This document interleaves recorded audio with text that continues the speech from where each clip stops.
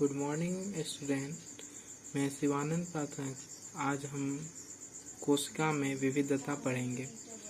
हमने पिछले प्लेलिस्ट में हमने वीडियो डाल दिया है कोशिका किसे कहते हैं, उससे आप पहले देख लीजिएगा। फिर भी हम एक बार फिर बता दे रहे हैं इसी वीडियो में कोशिका किसे कहेंगे या ये क्या है। तो आप इसका आंसर देंगे कि कोशिका को जीवन की आधारभूत संरचनात्मक एवं क्रियात्मक इकाई कहते हैं जो कोशिका कहलाती है।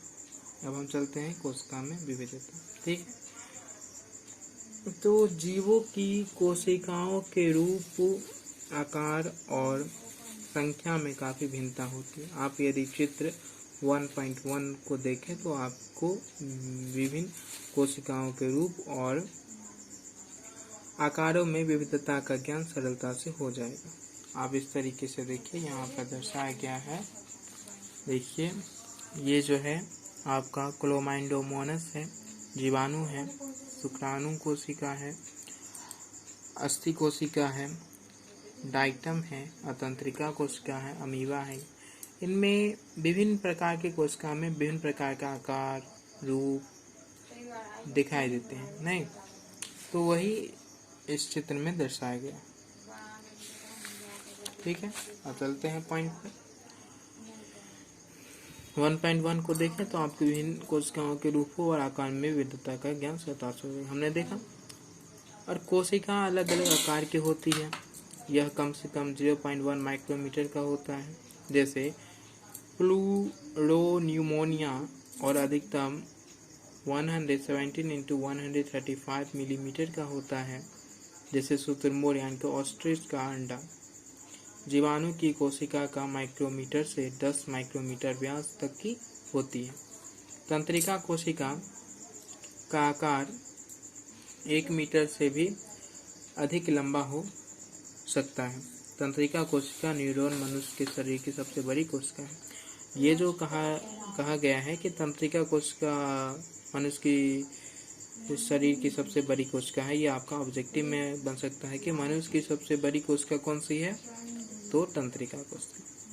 जैसा कि चित्र से स्पष्ट है, जैसे कि हमने चित्र में दिखाया था। नहीं तो कोशिकाएं विभिन्न रूपों की होती है। कुछ जीवों का शरीर सिर्फ एक ही कोशिका का बना होता है जो एक कोशिकीय जीव कहलाते हैं। जिन जीवों का शरीर एक ही कोशिका का बना हो वे एक कोशिकीय जीव कहलाते हैं, जैसे कि अमीबा, प्राइमेशियम, क्लाइमाइडोमोनास आदि।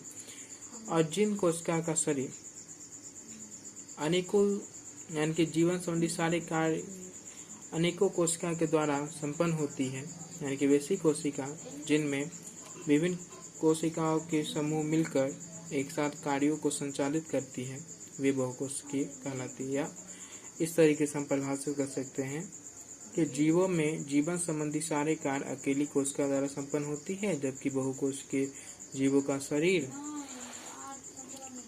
कोशिकाओं का बना होता है जो बहुकोशिकीय जीव कहलाते हैं। या इस तरीके से कहते हैं बहुकोशिकीय जीव किसे कहते हैं, वे जीव जिनका शरीर अनेकों कोशिका के बने हुए होते हैं, वे बहुकोशिकीय जीव कहलाते हैं। और ये एग्जाम्पल में देखिए कि लगभग 60 किलोग्राम के एक मानव शरीर में 60 × 10⁻15 कोशिकाएं पाई जाती है। बहुकोशिकीय जीवों में विभिन्न कार्यों को सुचारू रूप से संपन्न करने के लिए अनेक प्रकार की कोशिकाएं समाहित होकर विभिन्न अंगों का निर्माण करती है। इनमें श्रम का विभाजन होता है, डिवीजन ऑफ लेबर होता है। विभिन्न प्रकार के पौधे जैसे कि शैवाल, कवक, मांस, फर्ण आदि तथा जंतु इसके उदाहरण हैं। बहुकोशिकीय जीवों का विकास एक कोशिका से ही कोशिका विभाजन द्वारा हुआ है।